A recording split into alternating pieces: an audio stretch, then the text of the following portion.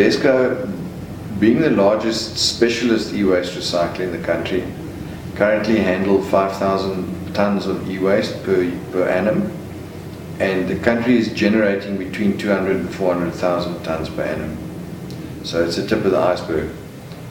With all of our competitors that are in this market, we jointly, I would say, process about 25,000 tons per annum. So we're looking at about 10% at the low end of the scale of the actual problem being addressed. At 10%, it's still the tip of the iceberg. And that means that most of the e-waste is still ending up in landfill sites and or sitting in people's homes.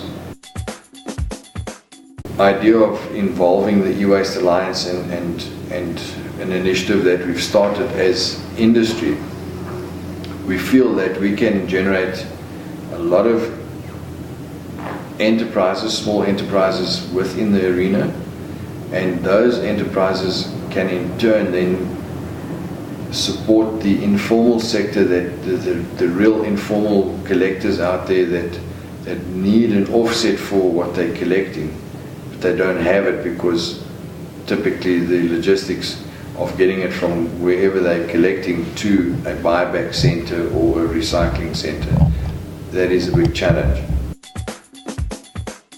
As the big fish, we need to be fed, we need stock to keep our processes going and to remain sustainable, and the smaller fish need some form of formality within the industry.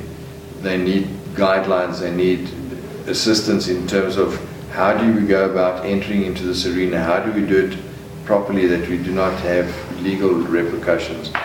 The National Environmental Management Waste Act, they're talking of fines of up to 10 million rand or 10 years or both for dumping e-waste these days, which is a good thing because it will hopefully get people to understand the need for responsible recycling.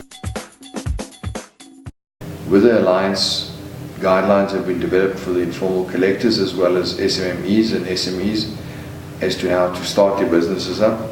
And we've now accepted a final code of conduct into practice within the Alliance, and this will determine your membership application to the Alliance and then benefit as an Alliance member with preferential rates, etc.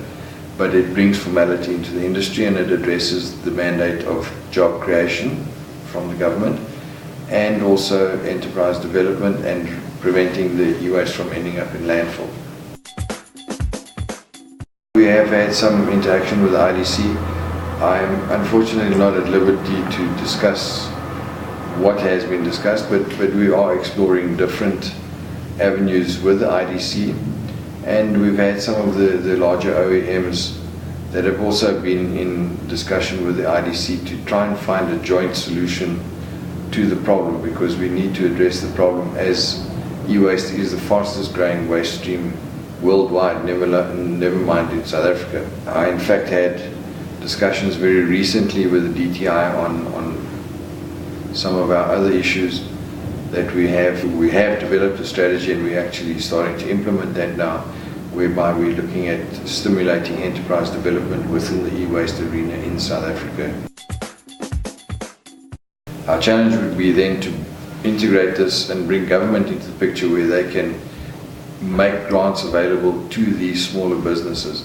The mandate was put into place with the introduction of the National Environmental Management Waste Act in 2008, where they're striving to create 69,000 new jobs, 2,300 or 2,600 small to medium enterprises, and they're going to put in 800 new inspectors or inspectorates in place that will go around governing this industry. And we can contribute largely to that if we can make funding available, because they will need a minimum of a covered roof where they can work under a roof on concrete. There must be security because computers have got hard drives contain information, so there's sensitivity around it. And then obviously the hazardous nature of it, we need to show them how to dismantle this and then they finally have to get the fractions of e-waste back to Desco for the final processing.